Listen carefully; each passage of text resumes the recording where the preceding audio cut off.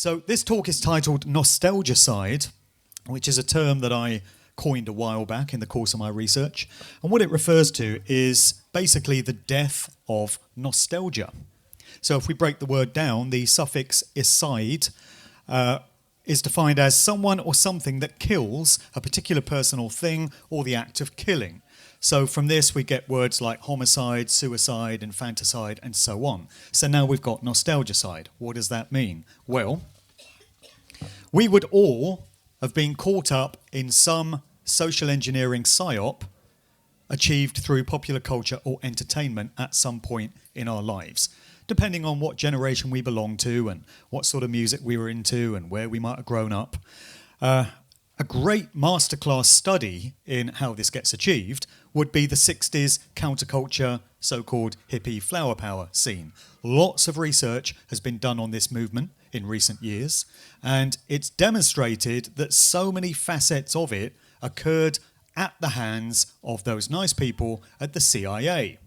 So, for example, most of the LSD that was turning up at these hippie communes and these music festivals in those all-important years in the mid to late 1960s can be shown to have come directly from the CIA. Then you've got so-called consciousness gurus like Dr. Timothy Leary and Dick Halpert, aka Ram Dass, who have direct CIA connections. Also Gloria Steinem, the so-called mother of modern feminism, was an asset of the CIA. And this is all by their own admission in many cases. In interviews that they've given, they've actually confessed to having been on the payroll. So this is one scene which caught up a whole load of people in its wake. The so-called baby boomer generation, those born towards the end of the Second World War and the years immediately following, who were coming of age in the mid to late 1960s. The social engineers of the time really did a number on them.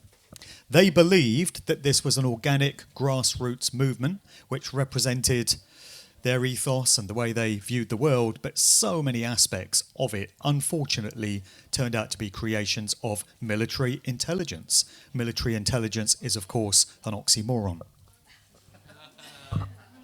Many scenes it can be demonstrated to be the case with.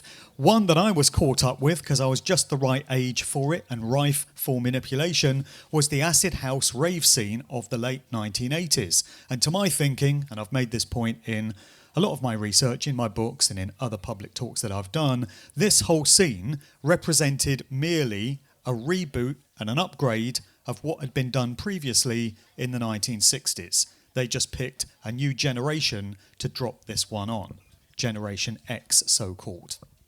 So instead of endless quantities of LSD coming out of military intelligence sources, with this one it was MDMA or ecstasy, pills.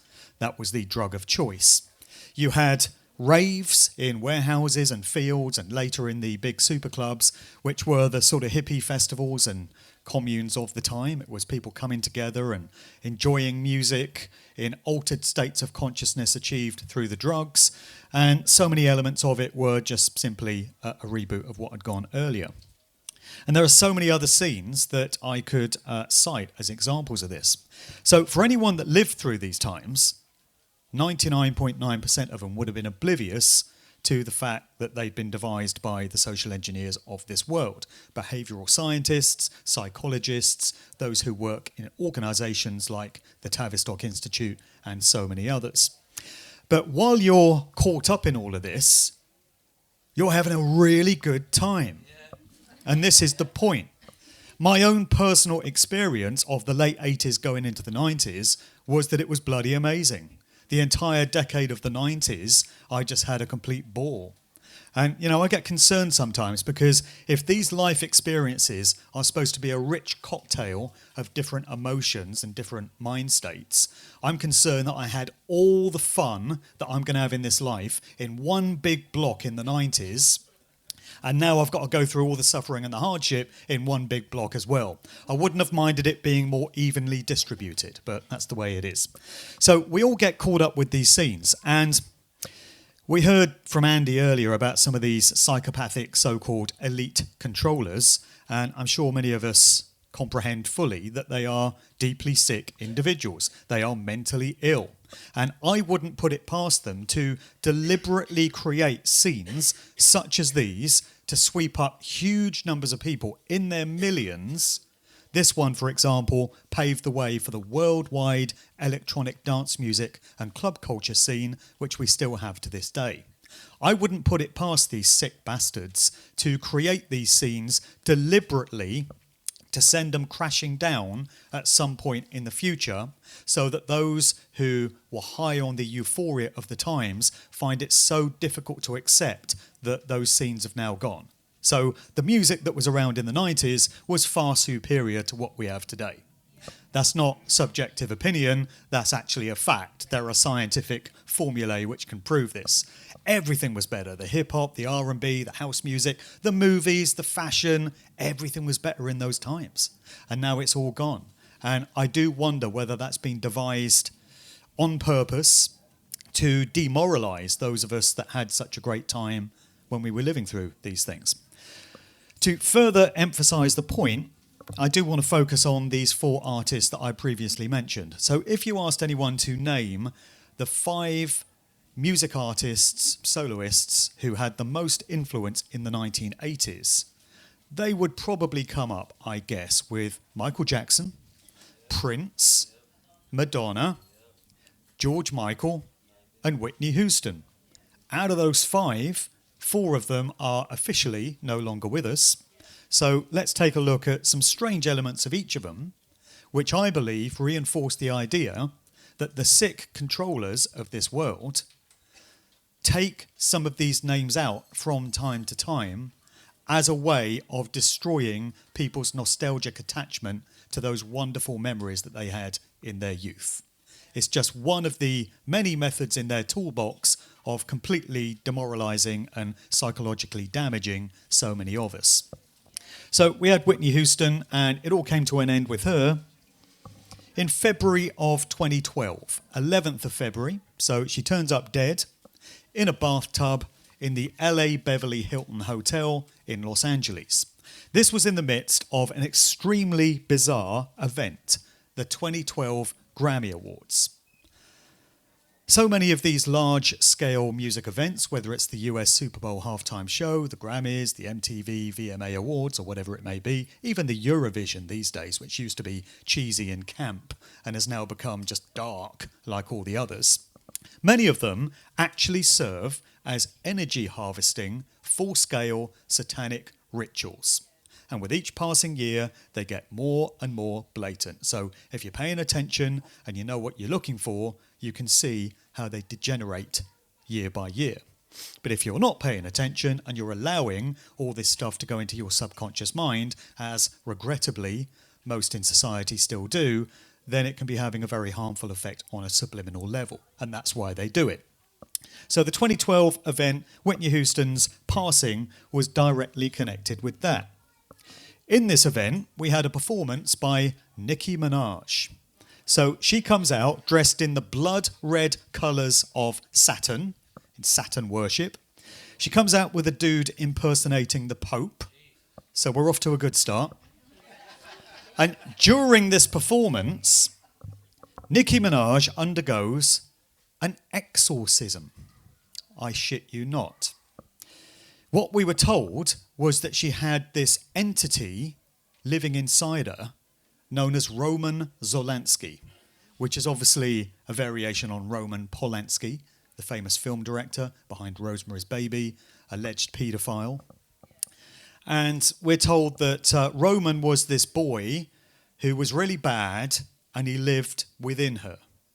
And he'd been a part of her for many years. In interviews, Nicki Minaj would often start speaking in different voices. It was as if she was being taken over. So really the question is this MK Ultra style mind control, where she's got different alters, different personalities, which have been programmed into her, or is this an expression of some sort of demonic possession? Or is it a bit of both? It's very interesting that Nicki Minaj, Mariah Carey, and Britney Spears in interviews have all started speaking with the same British girl accent. So they adopt this sort of society, public school English accent. and they sound exactly the same when they do it. And this would appear to be a mind control program that they're running that they would all been subject to. And this Roman Zelensky character would therefore appear to be one such altar which gets conjured up during this style of programming. It's all very dark. I am going to end on a positive, uplifting note, don't worry. So the caveat and the disclaimer is that it's going to get dark before the end, but, we'll end on a positive note.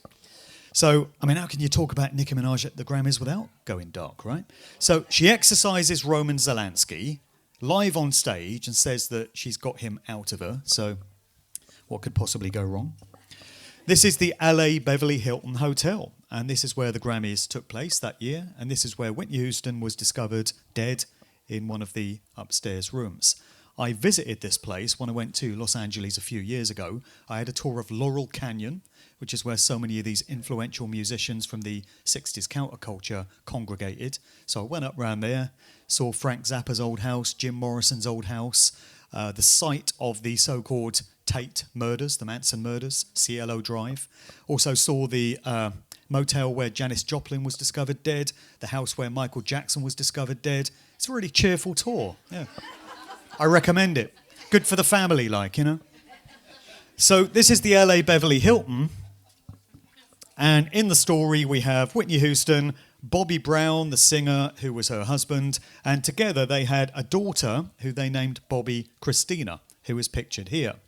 Now, the odd thing about it is that 24 hours before Whitney Houston was discovered dead in that bathtub in the hotel suite, her daughter, Bobby Christina, was also discovered unconscious in a bathtub in the same suite. So she was revived. She survived. The headline here says, how Whitney Houston saved her sleeping daughter, Bobby Christina, from drowning in the bath just hours before the legendary singer was found dead in the tub at the same hotel. So if you are prepared to accept that Whitney Houston's death was some sort of ritual sacrifice, and if that sounds like too much of a reach when you first hear the suggestion, when you start to look into this whole subject area and when you do a real deep dive on it, you come to discover that, unfortunately, the occultists, because that's what they are, dark occultists who control these industries, aren't averse to getting rid of one of their own from time to time if it suits some kind of agenda. And they particularly like to do it when the artist in question has either passed their sell-by date and their usefulness to the industry, or if they've rocked the boat in some way and become a bit of a loose cannon and a pain in the arse. See Michael Jackson and Prince, as we will later, also George Michael. So some feel that the original intention was for Bobby Christina to be taken out, because sometimes they take out family members of well-known artists rather than the artists themselves. Something went wrong with that plan, and so could it possibly have been changed so that Whitney herself became the subject of the sacrifice 24 hours later? This was on the day that a party was being held in her honour at the Grammy Awards. So, round about the time that Whitney was discovered, there's this story, which I've taken from the VigilantCitizen.com website. There was the story of a leak that occurred the night before from Whitney's group of suites. A man on the third floor, right underneath Houston's suite, suddenly experienced water cascading into his bathroom from above at 2:30 a.m. It wasn't just a trickle. The man called security, then went upstairs to the fourth floor to see what was going on. He swears that it was Whitney's bathtub that was overflowing. He also says that a flat-screen television had been broken. My sources at the hotel say there was a leak, but that it wasn't from Whitney's room. So there's evidence of some sort of disturbance having taken place in her hotel suite. The party that was being held in her honour was put together by this guy, Clive Davis, a long-standing record industry executive. He's been in the game since the 1960s. He's still around. I think he's into his 90s now. And he's said to have been Whitney Houston's mentor. He discovered her. He put her on the map. She basically owed her whole career to him. So he was the head of Arista Records at the time, and he got Whitney all signed up. So the party was supposed to take place in her honour. Shortly before it, we've got a piece of video here which has somehow been leaked, and it shows Whitney with her daughter, Bobby Christina, going up to Clive Davis and the R&B singer Brandy. So Clive and Brandy are doing an interview. Whitney walks up to them and hands Brandy a note. Nobody knows what was in that note. Brandy has refused to divulge the contents of it, but we can see what is one of Whitney Houston's last moments in this piece of video here.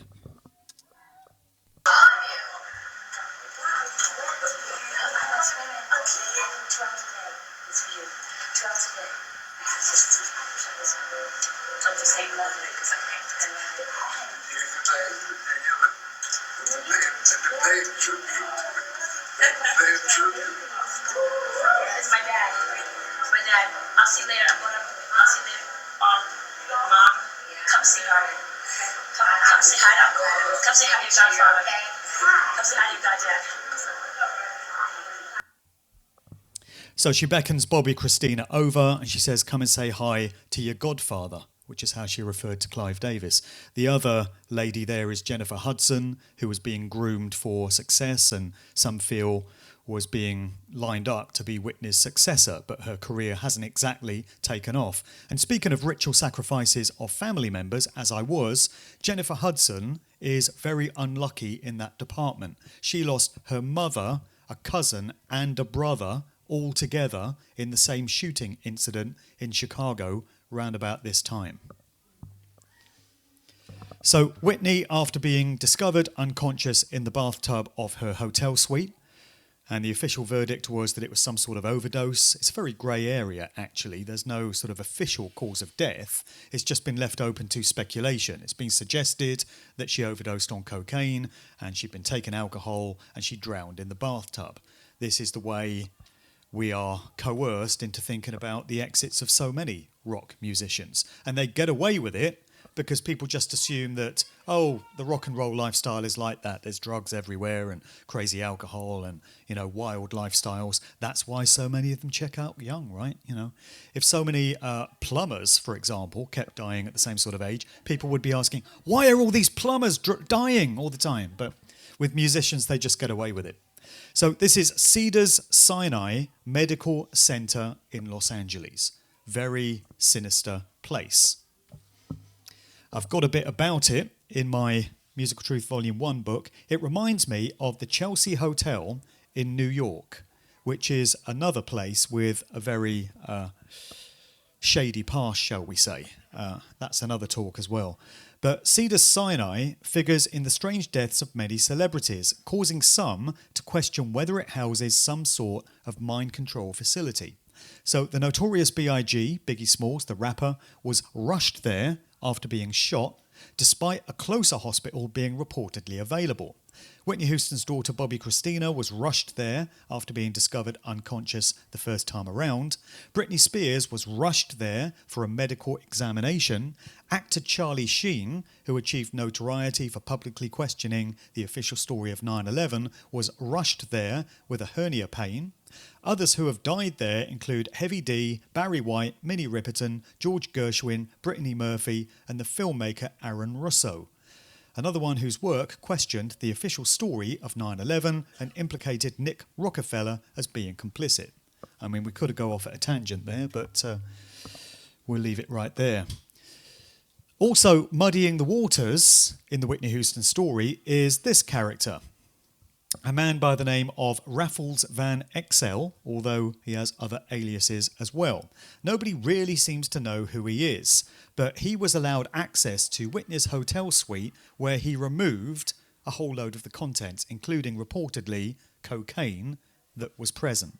So, do you think you or I would be allowed into a famous star's hotel suite to remove evidence? Probably not. No action was taken against him. He wasn't even questioned by the police. And nobody seems to know what he was doing there. Again, from Vigilant Citizen, the one person in the Whitney Houston story whose name you've not heard and who's remained a mystery. He's a Dutchman from Amsterdam, going by the name of Raffles Van XL, but also known as Raffles Dawson and Raffles Benson. He was on the 4th floor of the Beverly Hilton Hotel in one of Houston's suites when she died. Also, he turns out to have been an affiliate of Michael Jackson. So he's probably not the luckiest guy to have in your circle of friends. Here's Chaka Khan, who was a friend of Whitney Houston's. They both recorded the song I'm Every Woman. Whitney was actually on the backing vocals of the original Chaka Khan version in 1978 when she was 17 years old. So Chaka Khan went on Piers Morgan, don't know why you would, but she did anyway, on CNN, and she was talking about the Whitney Houston incident. Elsewhere in this interview, she described the music industry as evil and satanic and warned people to stay away from it.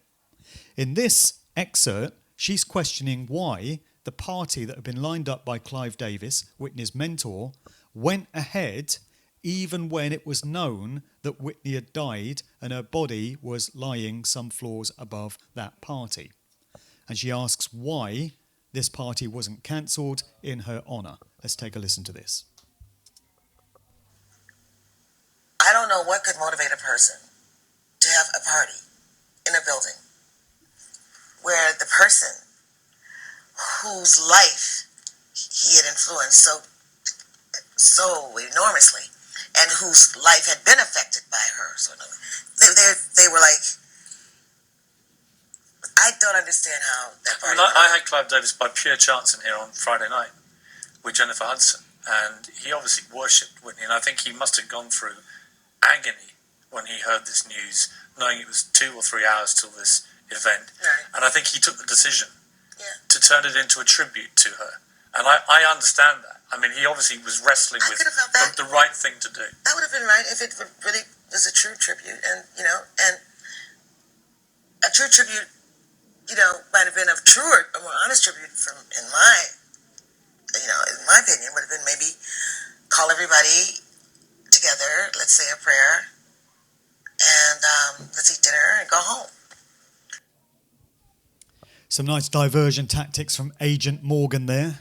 And by pure chance, he had Clive Davis in the studio a couple of nights before, Pure chance.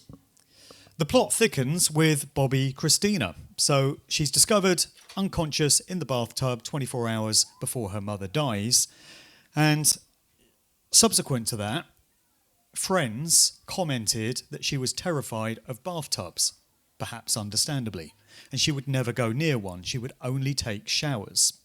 So in early 2015, Bobby Christina is discovered unresponsive in a bathtub, fully immersed.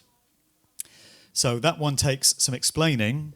What was she doing in a bath? It's like a reenactment of that ritual which took place 3 years earlier, where some believe that she was the original subject singled out for it. So not the luckiest family in the world. One of her friends, Deborah Reese Brooks, says Bobby Christina was deathly afraid of bathtubs after Whitney Houston's death. We can make of that what we will. Fast forwarding to 2016. 2016 was not the luckiest of years for famous musicians. So right at the start of it, we were told that David Bowie had checked out at the age of 69.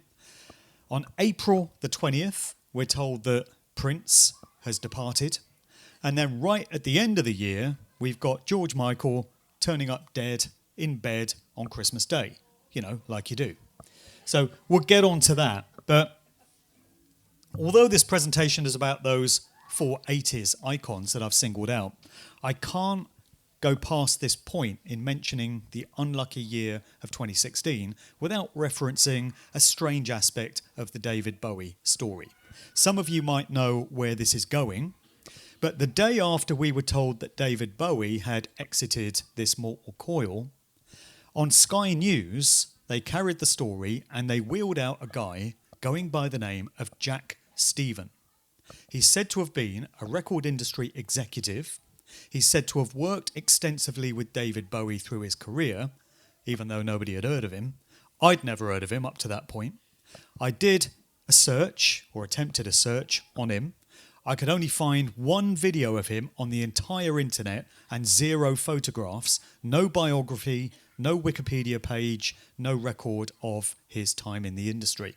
So here's this individual, Jack Stephen, as he appeared the day after the news of David Bowie. I was just saying earlier that I actually felt that part of me had died. I mean, I have to say, that's how much of an influence he is, I think, to me and to thousands and millions of people around the world. Does he look a bit like anyone? And maybe sound like him? Should we have another listen? I was just saying earlier that I actually felt that part of me had died. I mean, I have to say, that's how much of an influence he is, I think, to me and to thousands and millions of people around the world. It's like a part of me had died, he says. So I'm not someone who's quick to make wild claims about celebrities faking their deaths, or perhaps somehow being allowed to go into some sort of CIA-style witness protection program and live out their remaining years under an assumed identity. But got to say, there's a few oddities about that one. And this guy has not been seen nor heard of since 2016. Here's the only other photograph that I could get of him. So this was at a music conference in Nashville, Tennessee, some years ago, and that's the guy that we got wheeled out on Sky News. They're supposed to be the same man. There's a few differences there as far as I'm concerned. And the reason that footage was so dodgy and poor quality is because that video used to be all over the internet. You could get it everywhere. I hunted high and low for it to put into this presentation. I could only find that copy of it. Everything else has been scrubbed. So again, we can draw our own conclusions from that. So we go on to late 2016, and that's when another major icon of the 1980s checked out. George Michael, a man possibly most famous for the song Last Christmas, I Gave You My Heart, turns up dead on Christmas Day of heart failure. Right? So, in his latter days, George was said to have been in a relationship with this guy, Fadi Fawaz. Now, Fadi is not necessarily the luckiest guy to be around either, or certainly to get into a relationship with, because prior to being with George Michael, he was in a relationship with Stephen Gately of Boy's Own. Stephen Gately dropped dead on holiday in Mallorca some years ago of sudden adult death syndrome. There's a lot of it around. Well, there is these days. He was ahead of his time. I think this was about 2014, 2015. So Fadi was said to have been devastated, and then he took up a relationship with George Michael, became his partner, so we're told. Here's a very dubious picture of the pair, where Fadi appears to be taking a very assertive, controlling role. He's leading George by the arm. George appears to be in some sort of trance-like state. When you study the photograph up close, you can see that he's got a line around his neck as if he's been garroted. And so there's some cause for concern through this picture, I would say. When you get into the murky world of MKUltra mind control and how that plays out in the entertainment industry through Monarch programming and such, you find that many household name artists will have been subject to perhaps satanic ritual abuse from early childhood, depending on what family they were unfortunate enough to be born into, or perhaps later in their career, MKUltra style mind control programming. And this is done to keep them on script, to keep them churning out the music, keep them pushing the agendas, and to prevent them from going off script and going their own way. We have many examples through history of what happens to artists when they attempt to go their own way. John Lennon, Bob Marley, and so many others. So the suggestion is that Fadi could have been allotted as George Michael's mind control handler, because so often handlers whose job it is to handle the day-to-day activities of the artist in question are presented as romantic partners or spouses. Faddy himself went a bit off the rails after George Michael turned up dead. We've got this story here. George Michael's ex Faddy Fawaz is caught on camera brandishing a hammer as the police arrest him over a string of hammer attacks on parked cars in East London. This puts me in mind of when Britney Spears went a bit crazy round about the time that she shaved her head and said she was trying to get all these implants out of her. And she went around attacking cars with an umbrella. This was a classic example of mind control programming starting to break down and needing to be topped up. So often when artists disappear from public view for a while after going a bit crazy, or they're said to go into rehab, what's actually happening is they're having their programming topped up. So rehab is a euphemism within entertainment for the mind control lab. So when Amy Winehouse was singing, "They're trying to make me go to rehab, but I say no, no, no," I think she was talking about something different to what we might assume. So George, we're told, was found dead in bed on Christmas Day by his lover, Faddy Fawaz. Now, his original account was that he went to George's house, Goring-on-Thames in Oxfordshire. On Christmas Eve, they spent the night together. Faddy woke up Christmas morning, found George unresponsive in bed and called the emergency services. He then changed his story to police and he said, "Oh no, actually, no, I slept in my car outside." Yeah, that's right, yeah. Because we all do that, don't we? You know, we sleep outside, in the car, in the freezing cold, outside our lover's house on Christmas Eve rather than being indoors with him in a nice warm bed. Yeah, you know, it's totally understandable. So he changed his story to the police, evidently didn't get into any kind of trouble for doing so. I wonder what would happen to any of us if we changed a statement like that, you know. And this is the incident that we had next. It was chalked up as heart failure.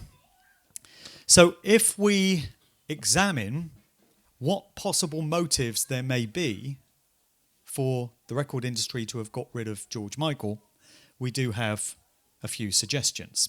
So he did get into a legal battle with his record label, Sony. Michael Jackson described Sony as evil, and its one-time CEO Tommy Mottola, who went on to become the husband of Mariah Carey, probably a mind control handler, as devilish. We'll get on to that. So George Michael went to the High Court and he was trying to break free of the restrictive nature of the record contract that he had with Sony. He was trying to win back some artistic autonomy and gain access to his own publishing rights and his own master tapes and things of this nature. Bit of damage limitation after George's departure coming from those nice people at the BBC, where they stated George Michael regretted suing his record label in the 1990s, a new documentary reveals. The star took Sony to court in 1992, claiming he had little control over his work, with the company treating him as no more than a piece of software. And staying on the question of is there any evidence to suggest that George may have made himself unpopular with certain aspects of the establishment, we should factor into the mix this great interview that he did in 2003 with Tim Sebastian on Hard Talk on the BBC.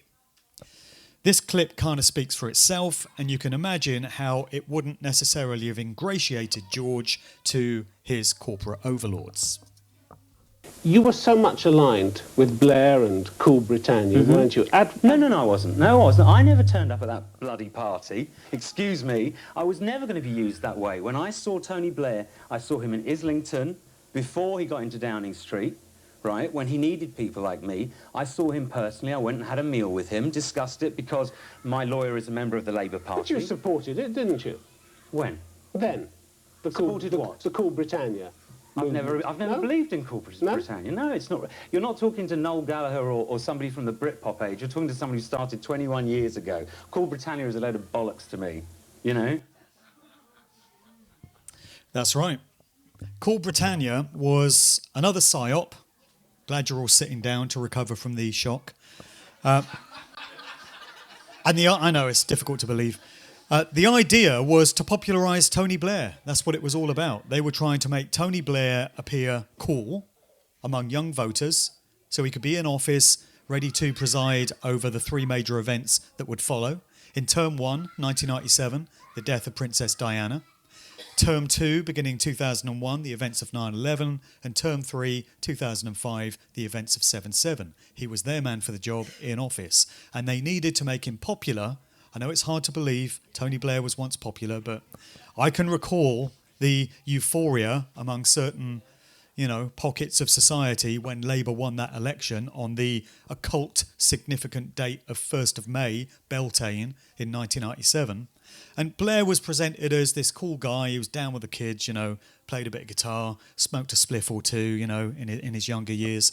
And Blur and Oasis and that whole Britpop thing was all part of making out that Britain was undergoing this cultural resurgence, and Tony Blair was the figurehead for it. So, as George Michael says quite rightly in that clip, it was all bollocks, but then everything is. Now, we get into some very strange elements here. This is the phenomenon known as predictive programming, and it's aspects of events which are known to be coming, which are coded into TV shows, movies, and other expressions of popular culture. They are preparing subliminally the masses to accept the official version that they're going to be told through the mainstream in terms of what happened. So the Christmas Eve edition of EastEnders in 2016 featured the return of a character who'd been killed off years previously. Heather Trott had always been an obsessive George Michael fan. Her voice is heard on an old tape recording on which she states, "We can't have Christmas without a bit of George, can we?" as she proceeds to play Last Christmas. As she's heard asking character Shirley Carter to press play on the tape, Shirley replies, "What did your last slave die of?" Then, on the Christmas Day episode of EastEnders, Wham's Last Christmas crops up as the answer to a question contained within a Christmas cracker, before the other characters around the table learn that every one of their crackers contains the same question. Pub landlord Mick Carter then raises a glass to absent friends. Over on ITV, meanwhile, Coronation Street paid tribute to George as a choir was heard singing Last Christmas a cappella style in the episode screened at 8 p.m. on Christmas Day. News bulletins would announce the death of George Michael very shortly afterwards. Just to ruin everyone's Christmas night, Then, the movie world is laden with George Michael death references, particularly by way of 3 films released during the year of the celebrity death cull, which is the way I refer to 2016 because so many famous people checked out that year. Deadpool has a storyline involving bets as to which famous people will be the next to die.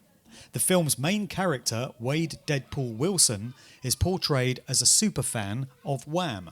Later, George Michael's Careless Whisper plays over the closing credits.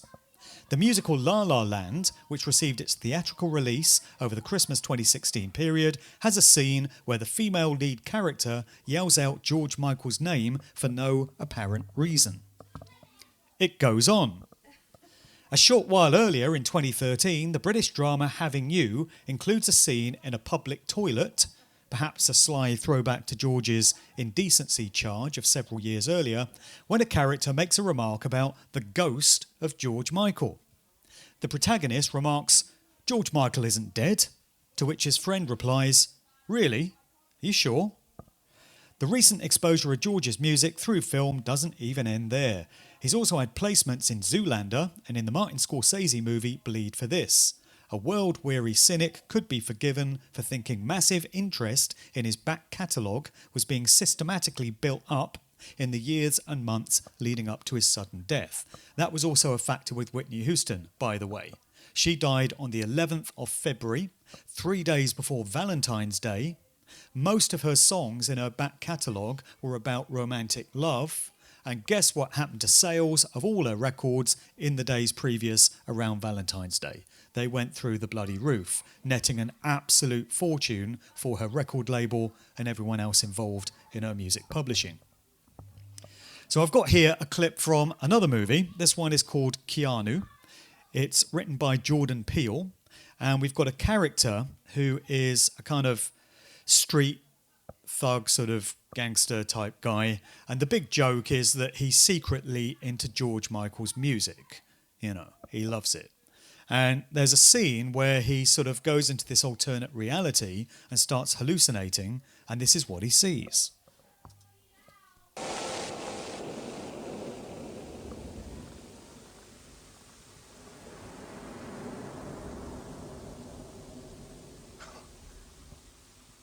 Am I in heaven?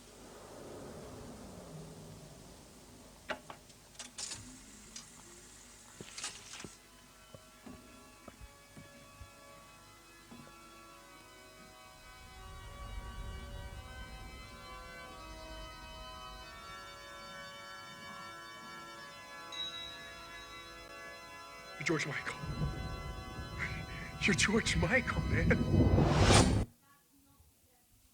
Coincidence? How about this?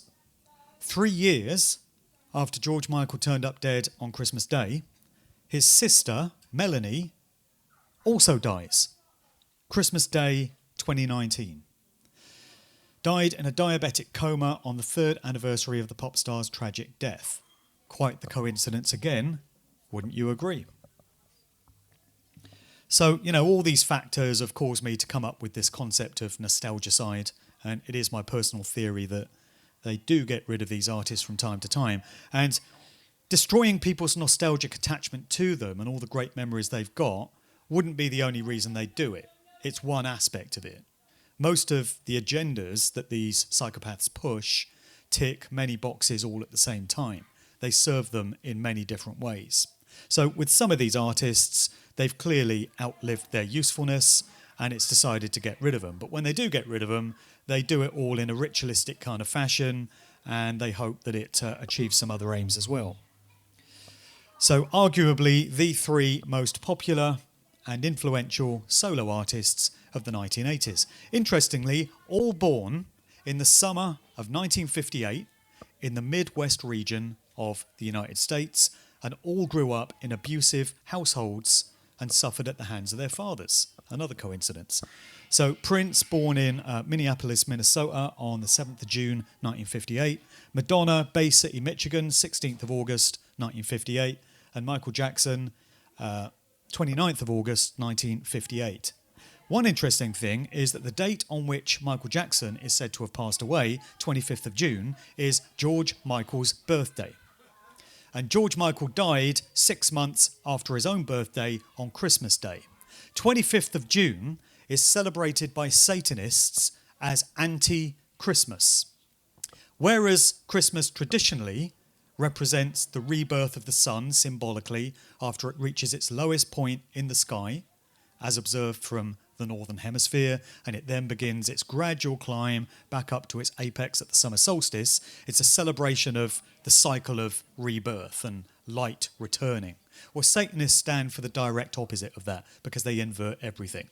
So they love the 25th of June because the sun is starting to descend from its highest point, its apex, and moving gradually, slowly back to its symbolic death at what we refer to as Christmas. So it's interesting how those 2 artists' birth and death dates tie into those times. So Prince, like George Michael, got into legal wrangles with his record label. In his case, it was Warner Brothers. He protested in much the same way as George Michael and also Michael Jackson about the restrictive nature of his contract with that label. There was a point in the 90s where he changed his name from Prince and he asked to be known as the artist formerly known as Prince, and he adopted that hermaphroditic, unpronounceable symbol as his official artist name. Around that time, he took to having the word slave scrawled on his face in public appearances to further reinforce the point. This is a quote from Prince where he says, "The first step I have taken towards the ultimate goal of emancipation from the chains that bind me to Warner Brothers was to change my name from Prince to the love symbol. Prince is the name that my mother gave me at birth. Warner Brothers took the name, trademarked it, and used it as the main marketing tool to promote all of the music that I wrote. The company owns the name Prince and all related music marketed under Prince. I became merely a pawn used to make more money for Warner Brothers. So that's the symbol that he came to use. And way back in the early 90s, he was already evidently a bit pissed off with the nature of his contract, and he had these comments to make on a TV show. The reason why it became such a big deal back then is ever since my third album, I wasn't really taking large advances from the recording companies. I was recording the albums myself in my own studio. So the way I looked at it, I owned the work because I paid for it. And I did all the work. I created it, so I felt like it should belong to me. That said, the companies felt otherwise, and they would always hold this contract up and say, well, you signed it. And I say, well, I understand that. It's not like I want to leave. I just want to, talk about this thing and see if we can't make it more fair. Of course, they wouldn't change, because if they changed, they wouldn't really exist. And that's kind of the situation we're in right today. They're not going to exist much longer. It's not like we're against them or anything like that. The idea is that we find better ways of working with one another. It shouldn't be a situation where they own the album or the work. We're talking about intellectual copyright. If they're going to be indeed a delivery service, then that's fine. But even FedEx doesn't say that they own the thing that they ship, right? Because ultimately it keeps us apart, and it keeps the people in power in charge of us. So ultimately we're going to have to learn how to be together and become one people. What I've been doing recently is studying the scriptures as deep as I can, so that that's what gives me the optimism. And I would advise anybody, if you want to feel like there's some hope in this joint, pick up the book and read it and get somebody to actually show you what's going on in it, because it's a real thing. You don't hear a lot of young people talking about things like I talk about, because they really haven't lived. They haven't gone through a lot of experiences yet, and we can't really expect them to. It's just not all a party, alcoholism and promiscuity. Get some elders up in here and let's talk about all that. All right, we'll leave that there. You get the gist. So you can imagine how comments like that wouldn't have gone down too well, possibly with his record label and his handlers and whoever ultimately controls him and the industry. Also, we should factor in his appearance on a 2009 chat show hosted by Tavis Smiley, where Prince raised the issue of chemtrails, spontaneously brought it up in front of an audience of millions. So here's that excerpt from the show. He had some very interesting things to say. Prince was definitely a dude who knew a thing or two about a thing or two. Well, when I saw the State of the Black Union, Dick Gregory really moved me and a lot of my friends. I show it to everybody that comes over the house, especially white folks, because they need to hear that, so that they know more about all of us. Mm-hmm. Because what he said affects all of us. He said something that really hit home about this phenomena of chemtrails. And, when I was a kid, I used to see these trails in the sky all the time. And so, oh, that's cool. A jet just went over. And then you started to see a whole bunch of them. And the next thing you know, everybody in your neighborhood was fighting and arguing, and you didn't know why. Okay? And you really didn't know why. Everybody was fighting. So he started riffing about the chemtrails. And he started to say things that hit home so hard.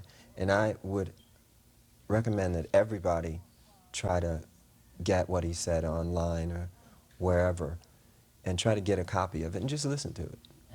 Because I was so moved that I had to write the song. The other thing is the first line of the song says, I was born on the same plantation in the United States of the red, white, and blue. And we live in a place now that feels just about like a plantation. We're all indentured servants, When I found out there were 8 presidents before George Washington, I wanted to smack somebody. Mm-hmm. I wanted to know why I was taught otherwise. Just tell me the whole story. I'll fill in the blanks, but don't you know, don't tell me something that you think I'm supposed to know. Right, so he's referencing there Dick Gregory, and he's saying that he learnt a lot of this stuff from him. So Dick Gregory was a comedian. He was around in the counterculture years of the 1960s. He was on the bill for The Human Being in San Francisco's Golden Gate Park in January 1967, which was a precursor to the whole Summer of Love psyop. He was involved in that. He later cropped up in 1975, where he was one of two guys who presented the footage of the Kennedy assassination, the infamous Zapruder film, for the first time on TV. Bob Grodin and Dick Gregory. This was 1975, so Americans had spent almost 12 years having been told about what happened at the Kennedy assassination, but nobody had seen that famous film until those two guys presented it for the first time in 75. So he's got quite a few claims to fame. Dick Gregory was asked about his relationship with Prince after Prince had died, and he tried to distance himself from him. He said he didn't know Prince and he doesn't care for celebrities, he doesn't hang out with them. Shortly after that, Dick Gregory went into hospital for what should have been a routine examination, and he came out in a body bag. It's a bit like Andy's presentation earlier, where all these whistleblowers end up having bloody accidents. There's quite a lot of it around, it seems. Similar sort of story with James Brown, incidentally. So James Brown died exactly 10 years to the day before George Michael, Christmas Day 2006. James Brown was in hospital, should have been a routine surgery procedure, and he died while he was in there. His family believe he was poisoned, and several investigations were opened into those circumstances. So that's Dick Gregory, and Prince would appear to have learnt a lot of stuff from him. He was a very complex character. I've got a separate presentation which I've delivered elsewhere titled Dark Occult Aspects of Prince. I've got a whole lot about him in Musical Truth Volume 2, including an essay that was written by a guy named Dan Munro. And he's examining the themes and the motifs that were explored during Prince's early work. And what Dan found was that while Prince is best known for his sort of lewd, lascivious, sexually explicit material, every time you find a song of that nature on one of his albums, there's a deeply reflective, spiritual, reflective, beautiful song to sort of balance it out. So he appeared to be a walking contradiction. He embodied duality. So he appeared to be an asset of the system, pushing so-called Illuminati symbolism and such 1 minute, and the next minute he's imparting profound spiritual and metaphysical truths. So he's someone who clearly knew a lot. Similar to Kate Bush, actually, who I've mentioned in other talks. Definitely very clued up on a lot of the subjects that we talk about at these sort of events. But here's one more to factor into the mix as we consider whether Prince had become a target to be taken out. He certainly would appear to have had some inside knowledge of a couple of agendas before the rest of us got to find out about them. So this is a recording of a concert that he played at Utrecht in the Netherlands in December 1998. This was a little under 3 years before the events of 9/11. I gotta go back to America. I gotta go get ready for the bomb. Osama bin Laden getting ready to bomb. Osama bin Laden getting ready to bomb.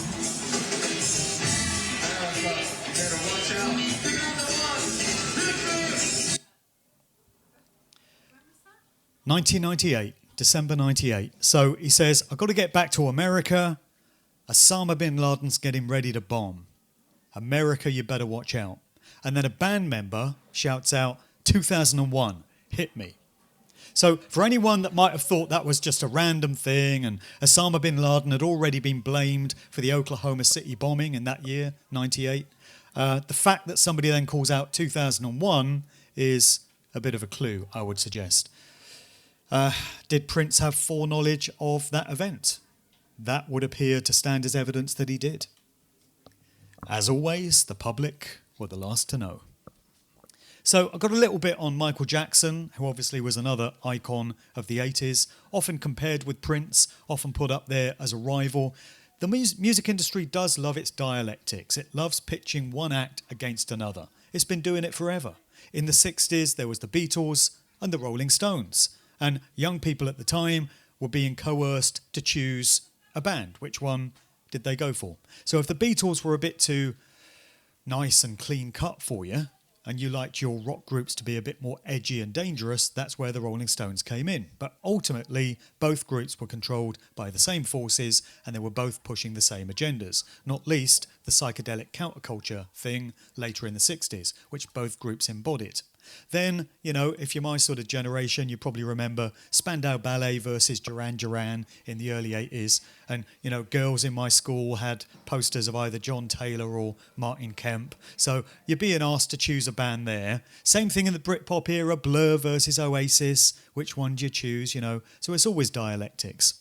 So Michael Jackson was out there in the 80s and obviously before. This is a young picture of him where he's flashing up a very familiar hand signal. I'm not going to do this one myself because somebody's going to freeze frame a picture of it. And they're going to put it on the internet and say, see, I told you Devlin was a Satanist. So, yeah, I've had that one before. So there he is. This is the 666 sign, so-called, a number very beloved of the dark occultists who control the industry. This would suggest that Michael was being groomed from a very early age into that whole scene. He suffered abuse at the hands of his father, Joe Jackson. This would appear to be satanic ritual abuse. When Joe Jackson died himself, stories such as this emerged in the mainstream. How Joe Jackson whipped his kids to fame with a belt and left Michael hating him. The late Jackson family patriarch lived out his final years alone after years of cold parenting and abuse. Gets more sinister though. This is a communication from Roseanne Barr, the actress. So for many years now, Roseanne Barr has been speaking publicly about MK Ultra mind control. She says that Hollywood is absolutely full of it. Most of your favourite famous celebrities will have been subject to mind control programming.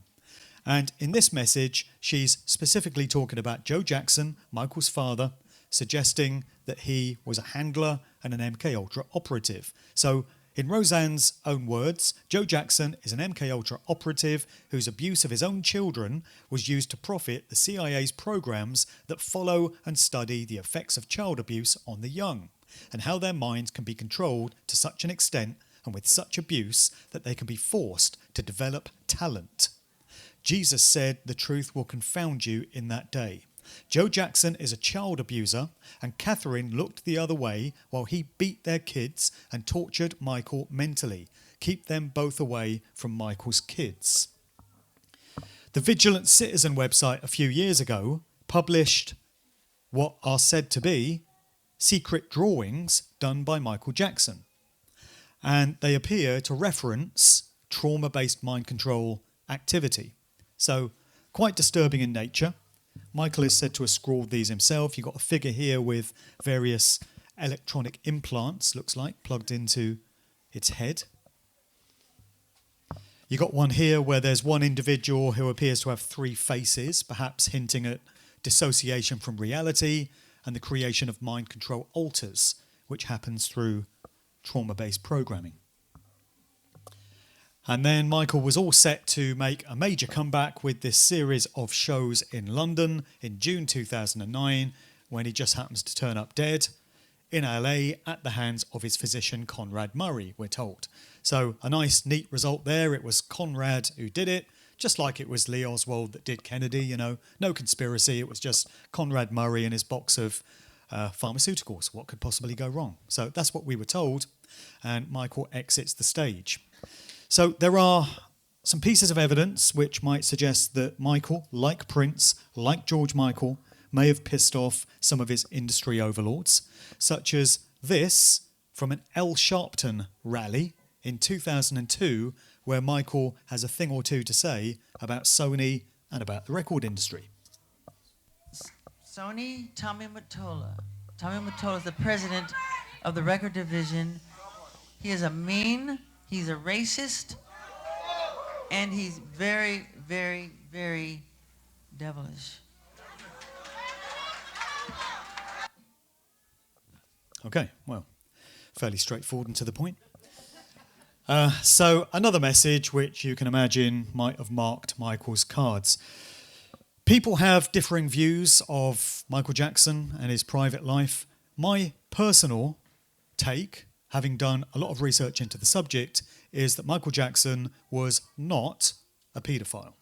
Those two cases that were brought against him were warning shots being fired to remind him of just how powerful those who control the record industry are and what they can do to ruin your life if you do something to piss them off. So there was the first case, which eventually got dismissed. Then another case comes along, and to me that just serves as a final reminder. Keep in line, do what's expected of you, don't try and go your own way. And then of course we know how it all ended. However, nothing is clear-cut in this field of research, and in the same way as we had that mysterious character Jack Stephen cropping up on that Sky News interview the day after we were told about David Bowie, the day after we were told about the death of Michael Jackson, we had an individual by the name of, anyone remember? Dave, ring any bells? Okay, so here's an excerpt from a Larry King show where an individual going by the name of Dave is wheeled out to comment on the passing of Michael Jackson. Joining us now here in Los Angeles, Miko Brando, who was with us almost every night after this untimely passing, longtime Michael Jackson friend attending the funeral, and Dave, yes, that's his name, Dave. He was David Rothenberg. He was set on fire in 1983, suffered, as you can see, terrible scars. Michael Jackson befriended him and paid for a lot of his surgeries. Dave is also attending the burial. Why Dave? Well, to liberate myself from the confines of my father's criminality. He caused the fire? Yeah. He is a criminal, and he caused all this. To free myself of his name and his legacy, I decided to become my own person through changing my name. Remind you of anyone? If anyone ever tells you that research of this nature is a straightforward and clear-cut thing, give them a slap. It's not. So I've coined the term Nostalgicide because I do feel that they destroy these icons who mean so much to so many people from time to time to demoralise those that grew up on them. They do the same with fads and scenes and movements. They make things really great only to send them crashing to the ground at a later stage. I think it's quite symbolic when we consider the World Trade Center towers. You know, they were magnificent structures when they first went up in the 1960s, but I personally believe that it was known even back then, at the time of their construction, that 33 years into the future, they were going to be brought crashing to the ground in 2001. So it's a symbolic representation of what we have going on with these musical icons. So solutions? Well, the simplest one is, in the words of the Stranglers, no more heroes. So I'm not suggesting that we should cease enjoying music or movies or whatever it may be. I'm not suggesting we need to throw out all our albums by some of these compromised artists. I'm not suggesting that you shouldn't have singers, musicians, bands that you follow and whose work you enjoy, if the output speak to you in some way. I'm just saying that we have to let go of the star worship, the idol celebrity worship, because the more closely attached you get to these individuals, the more devastating it is should the news come along that, you know, they've left us. So we can continue to enjoy popular culture. We just have to be mindful of the fact that it's clearly been weaponized. It's mass mind control, it's social engineering, and it's an ingenious way of achieving it. because people are off their guard. Nobody's expecting to have their worldview, their value systems, their behaviours shaped and moulded for them by, in the words of the master propagandist Edward Bernays from almost 100 years ago, men who we've never heard of. This is pretty much my central message through all the work that I do, that we just need to be consciously aware of these agendas as they're playing out. But more and more people are becoming aware of them. And one of the most promising things I've seen recently is a spate of video snippets on TikTok. So TikTok is where young people hang out, kids, my daughters, TikTok all day long on their phones. And mostly it's garbage, it's just mind-numbing, banality or really satanic stuff. But every now and again, you do get some positive content on there. And my attention has been drawn to quite a few TikTok videos where the creators are talking about these agendas running through the music industry. The satanic symbolism, the mind control stuff, the pushing of agendas like climate change or the LGBTQ thing, whatever it may be. And it makes for very encouraging reading when you look at the comments underneath. Bearing in mind these are young people, kids, teenagers, and so many of them are saying, yeah, it's so blatant, so obvious, I know what to look for, they don't fool me, throw this artist out, don't listen to this stuff. It does seem as if a lot of young people are starting to get it. By no means all of them, still a long way to go, but it's a pretty good start. I do a lot of events of this nature. I do conferences and festivals pretty much every weekend now. And the sort of demographic that comes along are pretty much what we've got here and maybe upwards a bit in age group. It's very rare to find young people coming to these types of events. But there is some evidence to suggest that many of them are starting to get it in terms of these agendas. It's just not made blatantly obvious that they do, and they hang out online, and that's where all the communication takes place. But I find that to be encouraging, and information of this nature is getting out there. It's only moving in one direction, and the more we all share it, the more the old mind control tricks and the spells will just not work anymore. We'll know an agenda when it comes along. We'll have seen the signs. We'll know how to spot it. So that process is underway. It's only going to continue. That's the good news. It was sort of 99% doom, 1% optimism, right? But at least it was there. So thank you for listening. There's more on everything that I've spoken about today in my books, which are over at the table there. I am going to be doing a DJ set a bit later. I think I'm on after. Yeah, we'll have a bit of a party. So basically all the artists that I spend time slagging off in my talks, I then go and play in my DJ sets. And we all dance to them. Yeah. Thank you.